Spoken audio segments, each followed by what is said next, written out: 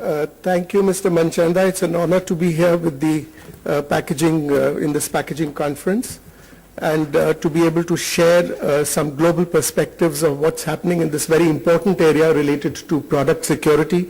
Several speakers today in the morning have actually alluded to and talked about counterfeits and the importance of that within supply chains and how this is becoming a major issue worldwide. And I'd like to take you through some perspectives of what's happening in this area and how we need to take cognizance of it within the country as well. So I'm going to concentrate a little in terms of the two areas of focus in the current conference, which is on food and pharmaceuticals. And I'll touch upon product safety and security through track and trace. Before that, let me just demystify a little bit of the organization that I represent. GS has a connotation of global standards. We were created by the Ministry of Commerce in 1996, and as you can see from the composition of our founder members, it is truly a joint industry and government initiative at the adoption of global best practices and standards which would impact positively both the industries and the consumers at large. So you can see the industry, the entire industry, including the packaging industry and everyone else, represented indirectly through the three apex chambers of commerce of CII, FICCI and ASSOCHAM. And because we are a standards body, we also have the Bureau of Indian Standards, the Institute of Packaging, and some other specialized bodies connected with exports, which is the Federation of the Indian Export Organization, the Indian Merchant Chamber, EPIDA, which is for food exports. And so these have been the bodies that we are have been involved in the formation of this organization. We are affiliated to the international body by the same name, which is GS1, headquartered out of Belgium, which today has a direct point of presence in 111 countries. And I look after the operations in India. What you will most commonly recognize us as is the number below the barcode, which in most of the consumer products that you use every day starts with an 890 signifying country of origin as India. And in a similar manner, if you should pick up any other imported product that you use, it will always have a 13-digit code, which would always start with a prefix of the country of origin. Now this is like the UID, which is being given to us as individuals. This is the UID of products, of cartons, of consignments, of shipments. So for all the exciting uses that a UID is being conceptualized today, and the importance of why the government of India is spending a colossal sum of 1,40,000 crores in the creation of a UID, which will then become a de facto identification of us as individual and will become a meta identity enclosing encapsulating all our other IDs as a PAN number, as a mobile number, as a property tax number, etc.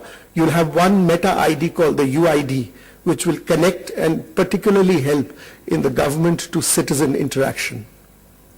It is universal to the extent of its acceptance across India. To that extent, our difference with the identification system that we are talking about is truly universal across the world. So once you identify a product, for example, using this 13-digit code, it's uniquely identified across the world. So you're in a position to talk, as they say, in a common language of business when you quote this number. So irrespective of whether you're talking in English as a language or in Korean or Chinese or Japanese, the commonality will be a 13-digit number, which would help the other country or the retailer or the buyer in the other country decode that item in his own language. And that's the importance behind the universality and the commonness of this 13-digit code. This 13-digit code can be cascaded on at the carton and at the shipment levels as well. So very particularly, since we are talking about the packaging industry, when you look at marking and labelings which need to come on cartons and shipments, that's the same system which will be used for evolving that. Okay, that was just as a way of introduction in terms of what we are as an organization and the work that we do. The most perceptible work that we've done in the last 15 years is that from the advent of modern trade Today, almost everything that you buy off from retail, whether it be from Reliance or Big Bazaar store or wherever else, every time they scan the code, what they are scanning is that 13-digit code, which then helps them in doing accurate billing for consumers. It also helps them to do all their stock management operations and to ensure product availability and product freshness to us as consumers at the point of sale, and to have visibility of the products in the complete supply chain from a perspective of wastages control as well. So it has very important uses that a simple thing of then identification is used. And I think the most perceptible change is that 15 years ago, not a single product out of India carried a barcode or carried a number. Today, de facto, just about every retail product that you buy, you will find it has a barcode and it has this international coding system. And this is achieved despite the fact that even as we talk today, retail accounts for still just 5% of the total retail share in India. As against, in sharp contrast to the way retail is worldwide, with the likes of Walmart and Metro and all of them, it's just almost the reverse situation, where the modern retail is predominant and the unorganized retail, or the mom and pop shops as we call them, is a very small portion of it. So, it's significant. The movement which has happened in India is very significant given the challenges, because this adoption of standards has largely started and has been driven by the retail industry. And we have not had large players. Even today, we struggle with having large players. So let me now go down into what's happening in the supply chain as such, as a larger perspective. And I think we need to understand what is supply chain when we use this term rather loosely. Many times there is a misnomer that you know what's happening in the supply chain. Actually, for most of the companies, their supply chain visibility ends with one level down, which is down to the distributor, or at best down to one level beyond that of a stockist, period. It never stretches down to the point at which their products are sold to a consumer, because you don't know. When you have 12 million kirana shops in the country, you have no ways and means of knowing where your products are being sold. At best, you have visibility only to the distributor level. So when we talk about supply chain challenges and supply chain transparency, I'm talking in the context of end to end. And that also, largely when we are talking of it as suppliers, we look at it from a finished product onwards. We really haven't looked at visibility of supply chain of food, feed and ingredients. So from the raw material suppliers, when you talk of end-to-end supply chain visibility, you need to factor in all the raw materials, all the ingredients which go into the finished product and downstream till the point of sale or its point of consumption. Now the supply chain has today become highly vulnerable to infiltration by counterfeiters. And this is also, most of the processes are legacy based, they have low visibility, and they are very proprietary. So every company, and when I say company, I mean suppliers, I mean retailers, I mean freight forwarder, I mean every stakeholder in the supply chain creates his own system of visibility of his supply chains, which doesn't help because you're not able to communicate across the whole supply chain and across all the stakeholders. And when you're dealing with issues related to authentication, counterfeits, etc., you need the ability to be able to communicate across multiple stakeholders in the supply chain so that you're able to take preventive and corrective action when demanded. So what really inhibits is, coming back to it, unique product identification, object identification, effective track and trace mechanism, and then an effective recall if and when it's demanded. So let me give you some of the global statistics on what's happening in the area of counterfeits, and I've picked up particularly related to healthcare because obviously this is something which impacts tremendously. And these are some statistics. You will see that those statistics are, maybe we don't relate to just 3,000 deaths, but it's huge. It's huge. If you just relate it, in India we don't even measure for example, the fatalities which occur on account of mistakes or errors, medication errors as we talk of it. We don't even measure it, so we don't know its impact. So at this point of time, we have no idea in terms of fatalities which could be taking place in the Indian healthcare system on account of wrong medicines being given to us by the chemist, by the hospitals, or by anywhere else that there is a point of care system. And this is a huge problem.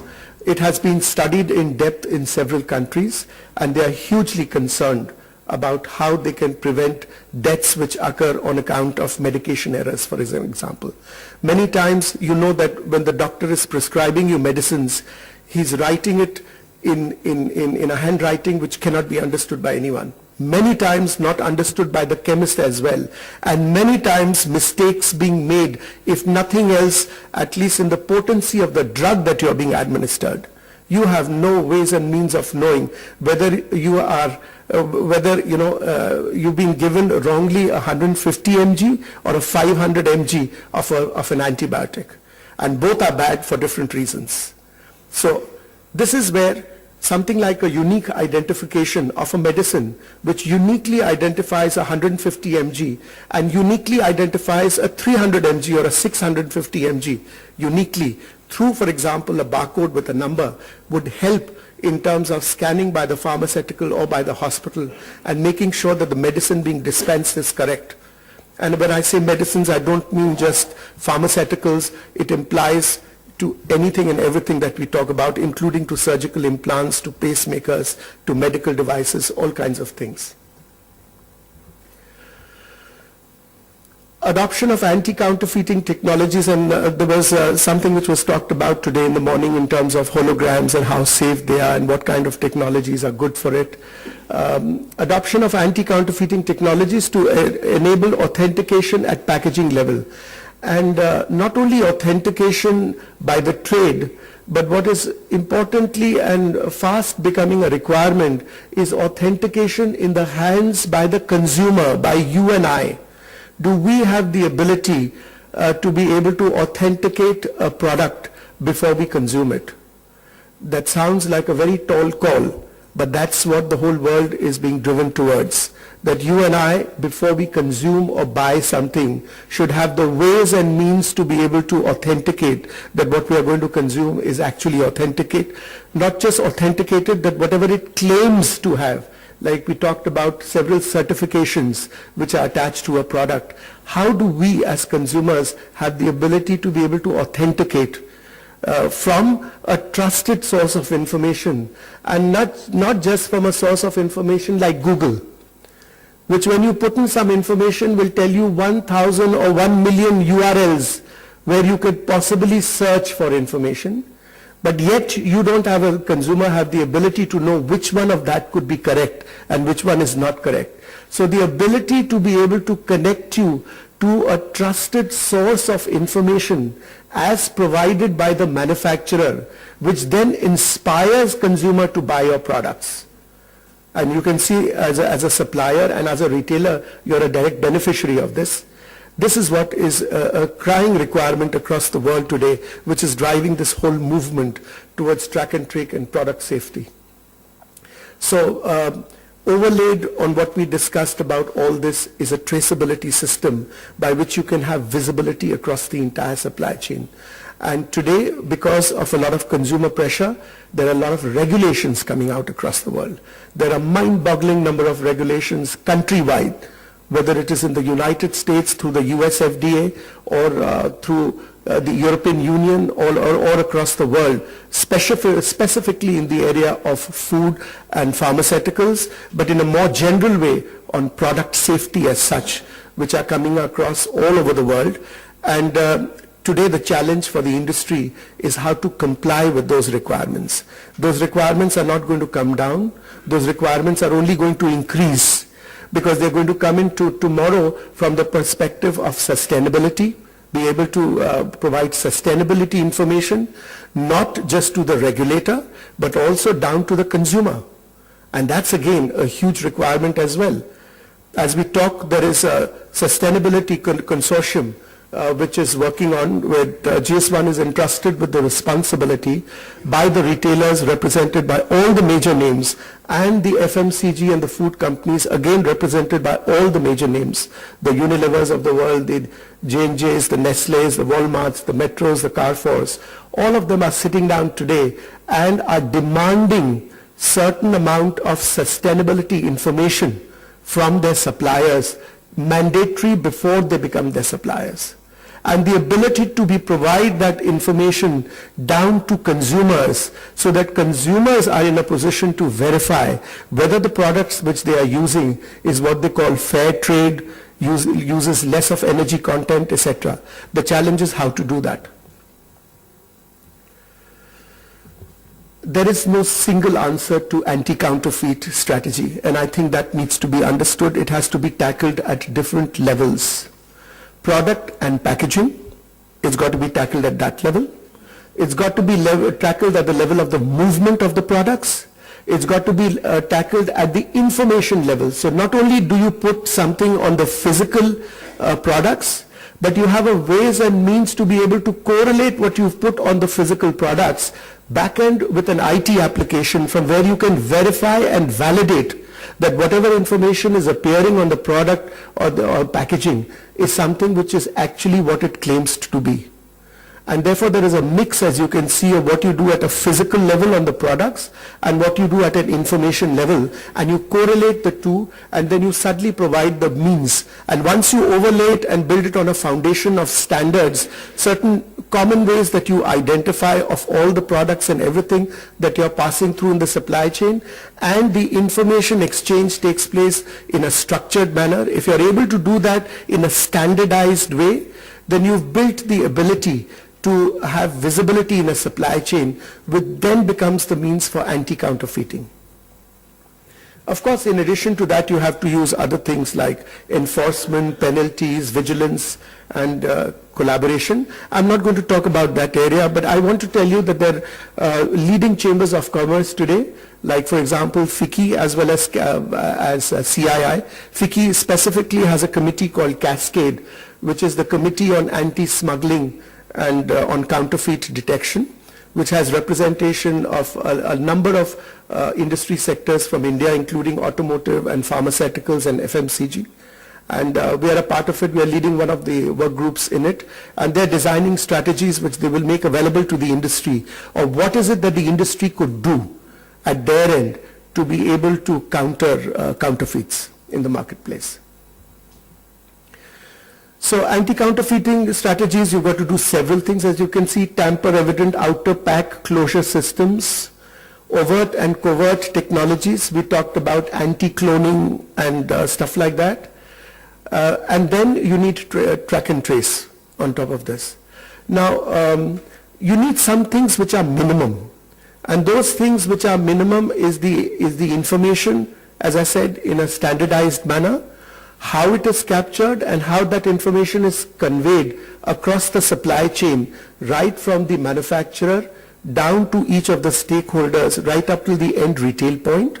If you do that information in a structured manner, both at the physical layer of the products and at the information layer, you've built the basic elements of a track and trace.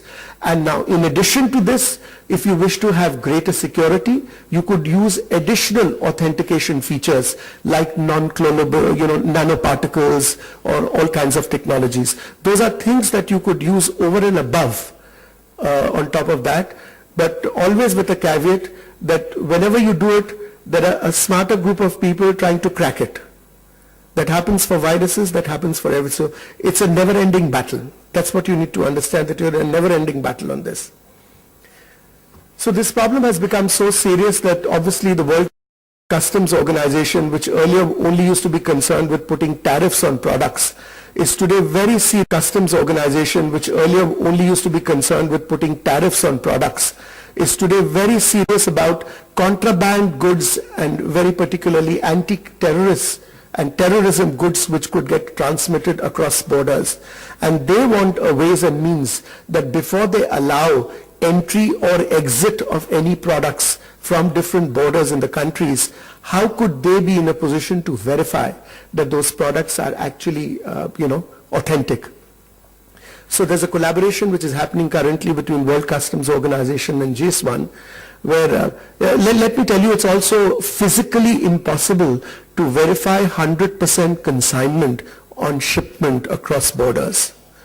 Even in the United States, just about 2% of the incoming products into the US are actually inspected.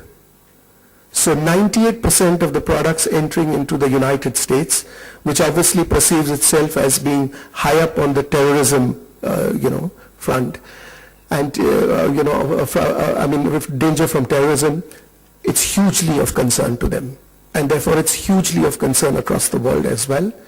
And they designed some time ago an IT application of their own, by which they could at least in the first instance receive reliable, trusted information from all exporters, as an example, and importers. If they receive that information into their system, then as the physical consignments come to them, they are in a position to cross-check, looking at the information which has come to them electronically from the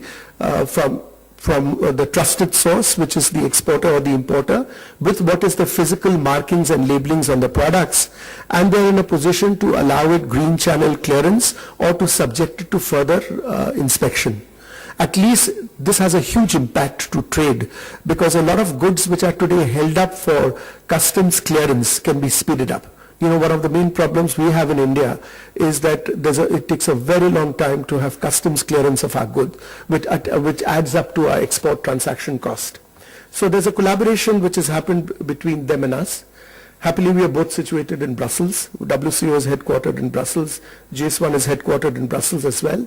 And they got in touch with us and said that can we jointly collaborate to see whether there would be a means by which we could use our current IT application to be able to detect counterfeits.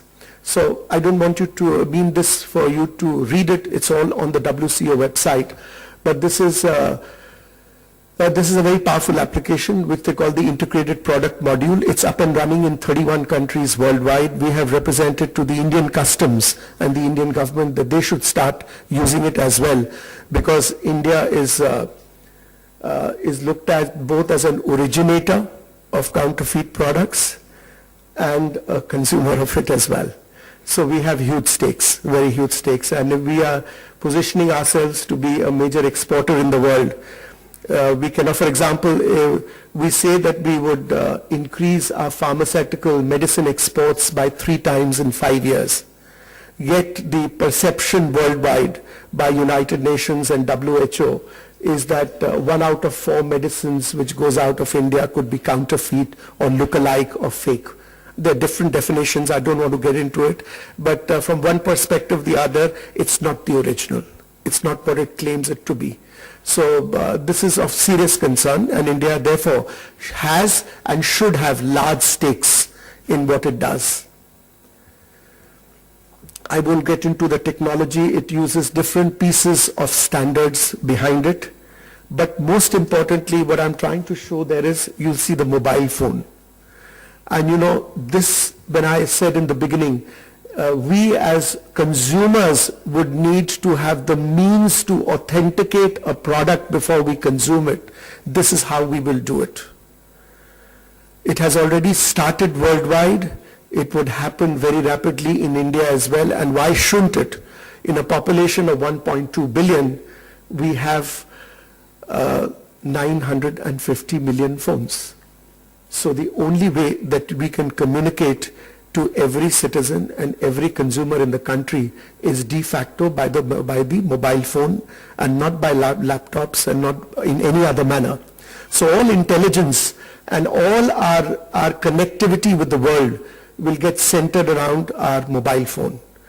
And therefore, from something as simple as being able to just scan a barcode on a consumer product through the mobile phone, and it could connect you to the trusted source of information as provided by the manufacturer, you are in a position to authenticate that the product that you are going to consume is good for you or not.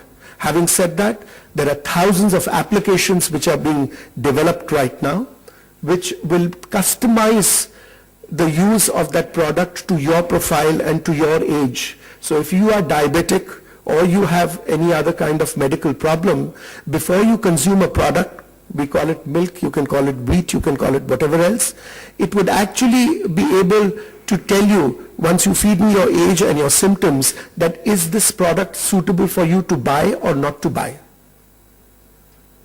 Now that's huge. That's huge. And even as we talk, these are the kind of applications which are being developed.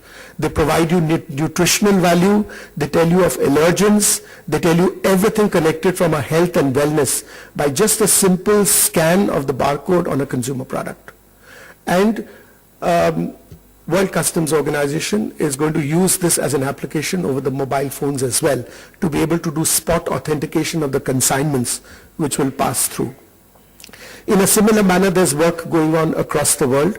I won't get you into the detailing of it, but this is something happening in France where you're in a position to also authenticate the product. Let me just get on to a broader aspect when I talked about track and trace of what actually it entails. Okay, and as I said, it basically requires you to link the physical product with the information flow about it. And all the stakeholders should be a part of it, right from the manufacturer to the third logistics provider, restaurants as well, huh? Also food service. So if it's McDonald's or if it's Haldiram or whatever, just about everybody else would need to be connected in the traceability process. Well, how does traceability work? It has some basic elements of it. Like I said, one of them is unique identification of what products are you talking about, what consignments, what shipments are you talking about. So worldwide there is standardization on this, and that's the kind of work which GS1 does worldwide. It works closely with the industry to help to develop common standards of product classification, product identification, etc. So at one level it is identification, and by the way, it's not limited to identification only of products, it's also identification of entities, legal entities. As a matter of fact, one of the most exciting developments happening post the economic crisis of 2008 from a risk management perspective is that one of the major failures worldwide was that when nobody knew, no company knew the extent of their exposure in financial markets worldwide. For the simple reason that a single company like IBM could be international business machines when registered in the New York Stock Exchange, but it could be IBM Japan when enlisted in the Japanese Stock Exchange. And when you were trying to find out the exposure, as an example, I'm just using it as an example, please, of a company in worldwide markets after the economic crisis, there was no way to know it. There was no way to know it because the legal entity of a company changed from stock exchange to stock exchange across the world.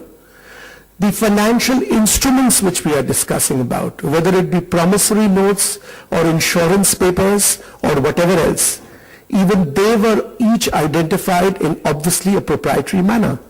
So it took days and months to get to know the exposure of a company worldwide with the financial instruments which it had distributed across the world. And something as simple as a unique identity of the company in financial markets and a unique identification of every financial instrument was thought to be a major element behind that.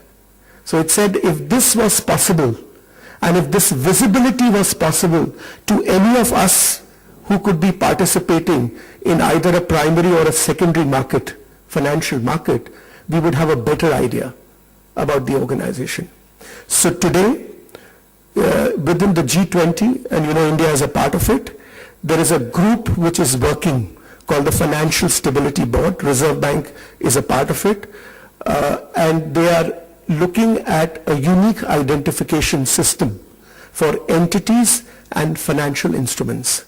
I'm a part of the global body which is advising the RBI as well as the international GS1 in the Financial Stability Board to help to design that system, which will kick off from next year onwards.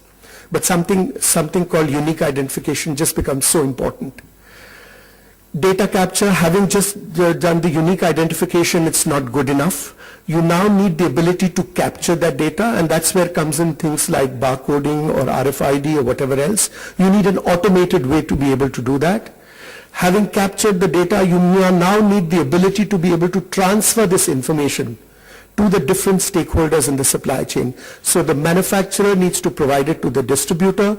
The distributor, when he receives it, if he does cross-stocking operations or whatever else, he then provides that information down to the stockist, to the dealer, down to the retail point. If everybody does it in a systematic manner, you have some minimum pieces of information in a structured manner which has been stored by each one, and should an eventuality then arise, one, you've built visibility into the system, so you know what batch numbers were destined to whom.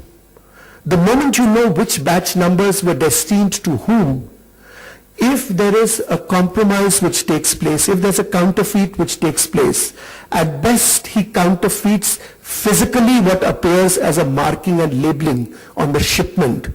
He has no way to know in terms of the chain of custody information associated with that. So he doesn't know that that batch number of a pharmaceutical medicine was actually destined, let's say, into Madhya Pradesh or into UP, to a particular geographic area, to a particular distributor. He only copies what he sees on the marking and labeling. Now that information is only available at the IT level. And if that information is secure and accessible through a mix and match of the two information, you know whether your system has been compromised or not. So the whole concept of anti-counterfeit being built across the world is on a mix of using something at a physical level which could be done easily, affordably by everybody, and from that perspective barcoding becomes something which is easy to do. It could use certain minimum standards which the whole world uses, and it could become accessible very easily without being in a proprietary domain. I see that I'm running out of on time, so let me try and finish it off fast. But these are some of the basic elements that you need to do in terms of traceability at the different levels. So you connect the SKU or the individual consumer item with the package in which it is put. You give a unique identity to the package, again using, when I say unique identity, I say unique and universal identity. Anybody can give a unique identity in his own proprietary environment. So you connect the SKU level with the carton level, you connect the carton level with the outer carton or a shipment level, you connect the shipment with the pallet level, you connect the pallet with a shipping container. Once you do this in a seamless structured fashion, and each one stores the information related to the movement of that goods in the supply chain, you've built the elements by which you have visibility, and seemingly therefore the ability that any counterfeiter would do it only at one level. He would have information only at the consumer pack level. He doesn't know what has appeared at the carton level or at a shipment level. So when you have stored that information within you, you build it as a strong disincentive for the counterfeiter. So that's what the traceability standards is about, and it's being applied in a very, very innovative way. Wine. I mean, you can claim a wine to be $100, you can claim a wine to be $10,000. And how do you differentiate the two? So these are important considerations. Today, for example, it's being applied for a wine being produced in Italy to be able to authenticate in Hong Kong. I'm just trying to put across the several things that you can do to make your products and your supply chain secure. And recall is another case of it. When a recall happens, you know that today the Food Safety Authority of India is in a position, is in the process of notifying National Product Recall Guidelines, which in the event that a product has been found to cause injury or fatality, a food product, it is incumbent on the supplier to be able to take corrective measures by which to immediately stop any further distribution or consumption of the offending batches or the products. Very simple to say, very, very difficult to do. Very difficult to do. And therefore, again, I think we need to take proactive steps, knowing that this is the environment that we are facing and are going to face. Worldwide, several regulations in this area. You can see several ISO regulations happening, anti-counterfeit standards, product recall standards, product safety standards, the World Customs Organization product I talked about, the APEC, Asia Pacific is looking at it very closely, European Union, OECD. Already there is a product recall portal which is working in OECD countries. 37 countries are already covered about it. ISO is talking about it for product safety and recalls. And most recently, about 2 years ago, is when the government of India took cognizance of it for pharmaceutical. This was notified by DGFT. Today, all pharmaceutical exports out of India must have mechanisms for track and trace and product authentication. Behind this, what it means is, by and large till now, none of the medicines even carried a barcode, as you would have all noticed. Increasingly, in the next 2 years' time, it started with exports, but it will extend to domestic products as well. 100% of medicines shall carry barcodes, shall use those 13-digit codes. You'll see a sea change in all our chemists and druggists will start scanning. The moment they start scanning, they will be capturing batch numbers, they'll capture all the information. It makes life for us much easier as consumers, that medicines will be available when we need it. Half the time, outside some of the most popular medicines, most of the time the chemist does not have the medicine that you are looking for. And you have to either go and get it from somewhere else, or you have to wait for 2 or 3 days to do it. Why? Because in that small mom and pop shop which the chemist runs in our neighborhoods, where he stocks up to 3,000 different kinds of medicines, number one, he has no ways and means of knowing outside the croissants, if I may use as an example. He has no way to know how many of those medicines are near an expiry date. And if it's within 3 months of expiry date, then he picks up the tab. If it's beyond the 3 months, he can return it back. But someone picks up the tab at the end of it. So all of this is really going to help from a product availability perspective, from a product freshness perspective, and from a recall perspective should something arise. These are all up on the website of the Department of Commerce by DGFT. You can have a look at it. We're working very closely back end with the pharmaceutical industry to help them to be able to implement these requirements. And a similar one which is up by the Ministry of Health. So it's not just by DGFT, it's also domestic medicines.